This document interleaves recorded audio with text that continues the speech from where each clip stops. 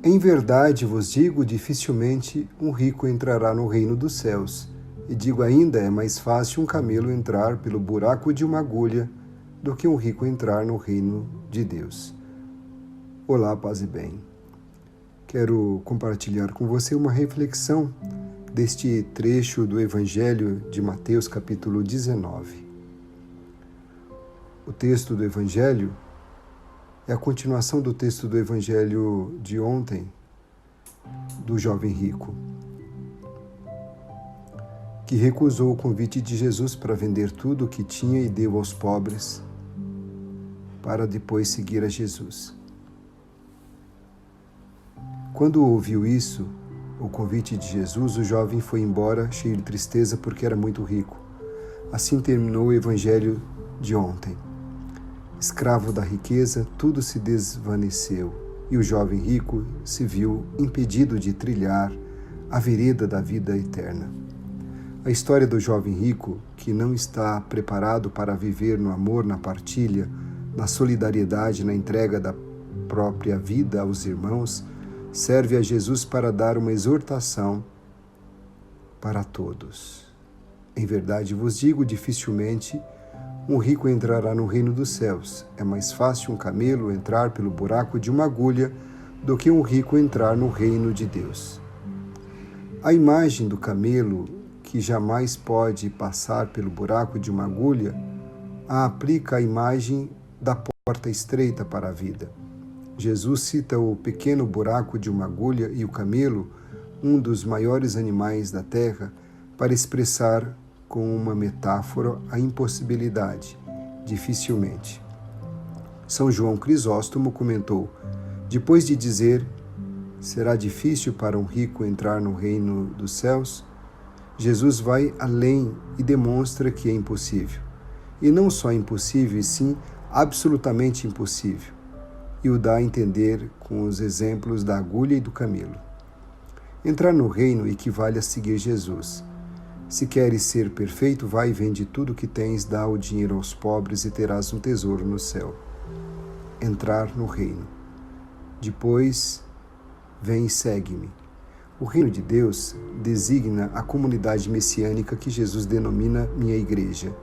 E esse reino tem Deus como rei.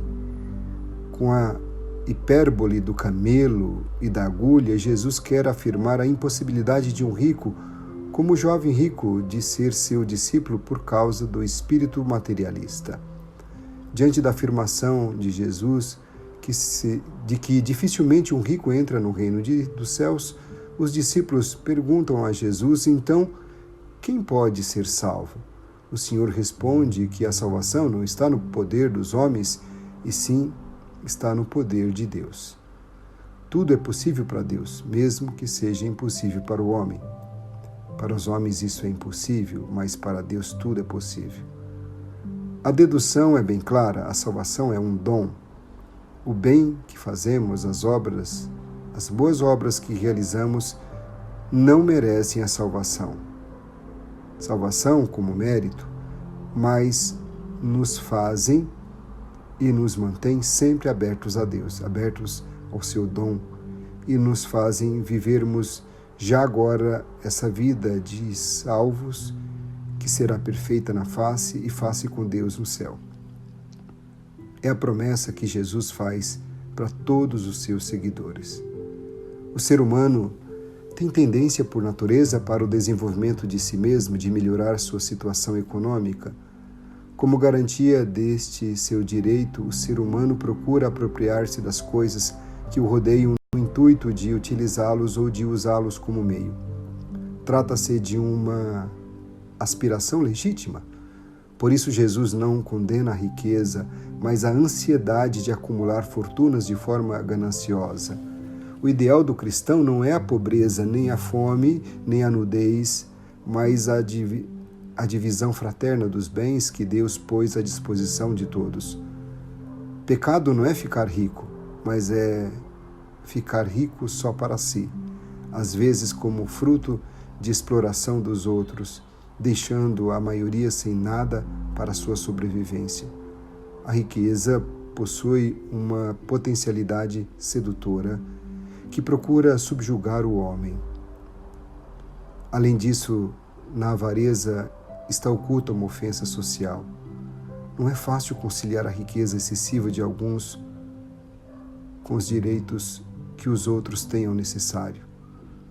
Ao dizer é mais fácil um camelo entrar por o buraco de uma agulha do que um rico entrar no reino de Deus, Jesus quer sacudir, chocar e conscientizar os homens sobre a seriedade da situação. A advertência de Jesus é muito dura porque o perigo é maior. O que tem por trás não é a condenação, e sim um convite para usar os bens como meio e não como fim, sem perder o aspecto transcendente da vida. A vida está muito além do aspecto econômico apenas. O alerta de Jesus sobre os perigos da riqueza não é somente para os ricos, de fato, mas para todos quantos queiram ser seus discípulos e entrar na vida eterna. O dinheiro é o Deus que tem seu altar em cada coração humano, no jovem, no adulto, no leigo, no religioso, no sacerdote. Seria ingênuo negá-lo. É um ensinamento para todos, pois todos nós temos alma de rico, incluindo os pobres que são cobiçosos, avarentos e apegados ao pouco que possuem. Em todos os níveis sociais se busca a riqueza material, frequentemente com um espírito de cobiça, e se põe nele a confiança mais que em Deus. A avareza é um desvio do significado de infinito, uma transposição do absoluto para o que é relativo. A avareza consiste em acreditar que a riqueza não é o meio para se viver, mas a própria razão de ser da vida. Até mesmo uma simples pessoa, um mendigo que seja, pode ter cobiça e ser apegado.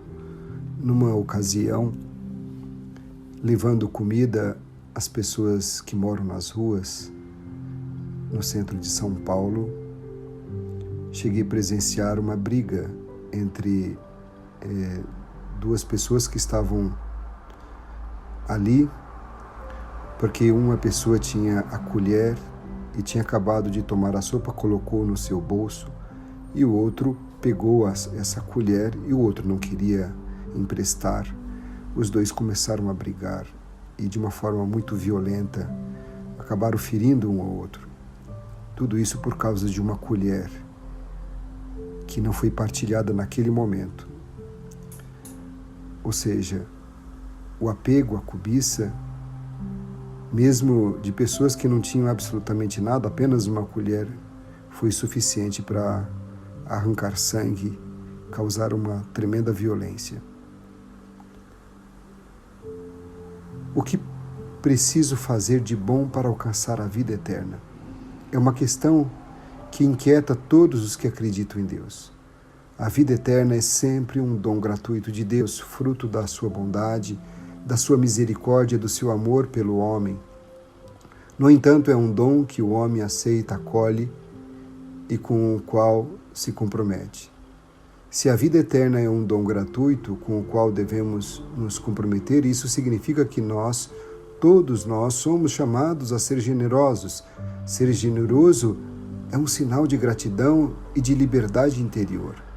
Tudo que somos, tudo que podemos e temos é precioso se o apreciarmos com um dom do amor de Deus. Com os olhos de Deus, se apreciarmos realmente que o esplendor daquilo que temos vem de Deus, consequentemente não nos agarraremos aos nossos bens materiais, mas procuraremos ser cada vez mais generosos. Isso é uma maneira de viver desde já a vida eterna. A vida eterna é uma realidade que deve marcar cada passo da nossa existência terrena diariamente e que atingirá a plenitude da comunhão plena com Deus no nosso encontro derradeiro com Ele. Nós, cristãos, sabemos que os bens deste mundo, embora nos proporcionem bem-estar e segurança, não nos oferecem a vida eterna. pois tudo será deixado aqui nessa terra, assim que partirmos deste mundo. Essa vida eterna que buscamos ansiosamente está no caminho de amor, de serviço, de dom da vida que Cristo nos ensinou a percorrer.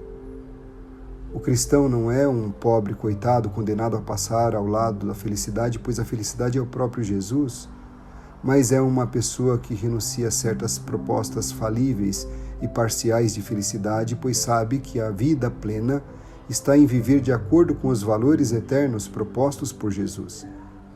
Sem dúvida, as nossas opções cristãs são criticadas, incompreendidas e apresentadas como realidades incompreensíveis e ultrapassadas por aqueles que representam a ideologia dominante, que fazem a opinião pública.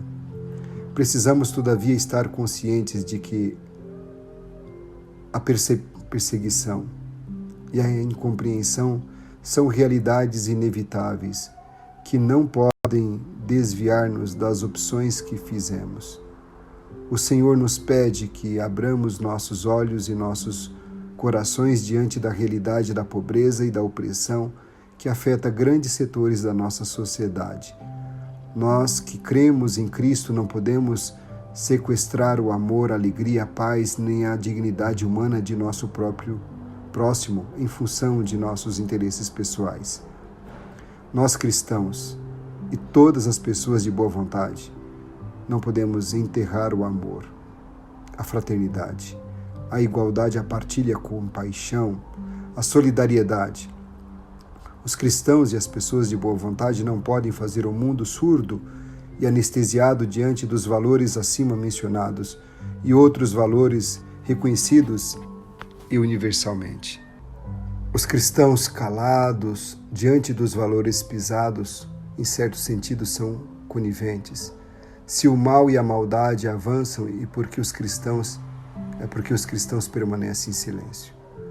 Não é que o dinheiro feche as portas do céu e do amor, e sim que a idolatria, o apego ao dinheiro, nos quer fazer entrar pelas portas falsas. O rico e o poderoso podem ser salvos, porém não sendo escravos de seus bens. Aqui não se trata de que vivamos como mendigos sem trabalho, para que Deus nos olhe com amor.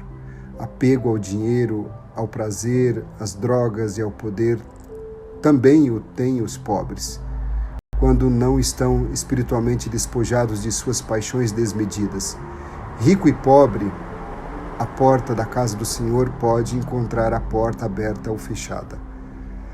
As riquezas são boas em si, a não ser que sejam acumuladas injustamente.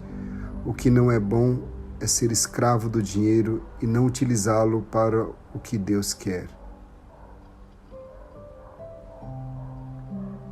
Nós provavelmente não somos ricos em dinheiro, porém podemos ter algum tipo de posse que nos enche, que nos faz autossuficientes e até endurecer nossa sensibilidade, tanto para os demais como para Deus, porque em vez de possuir nossos bens, são eles que nos possuem. Nisto podemos até perder a nossa liberdade de filhos de Deus, que criou tudo para nosso bem neste mundo. Todos precisam estar conscientes de que a vida eterna, a felicidade não está no ter e sim no ser. E para ser é indispensável a liberdade interior. E a liberdade interior se manifesta na doação, na partilha, na solidariedade, na compaixão, na caridade fraterna. Quem vive esses valores é porque é rico por dentro, a ponto de partilhar tudo que tem. Quem agarra tudo para si é porque é pobre interiormente, a ponto de não ter nada para partilhar. Enfim, a felicidade está no amor vivido, na convivência com os demais. Por este caminho só há felicidade e terminará na comunhão plena com Deus, Criador de todas as coisas visíveis e invisíveis, que nos deu graciosamente e gratuitamente. Deus é tão Pai a ponto de criar primeiro as coisas para o bem do homem e depois ele criou o ser humano. Segundo o livro do Gênesis, antes da criação do homem, já existiam as coisas no universo. Vivemos realmente no mundo da graça e da gratuidade, que devem nos fazer mais generosos, solidários, compassivos e caridosos para com os irmãos necessitados. Espero que essa reflexão possa ajudar você a melhor viver a sua vida, livre, numa liberdade interior, livre das coisas materiais, dos apegos. Um forte abraço a você e fique na paz.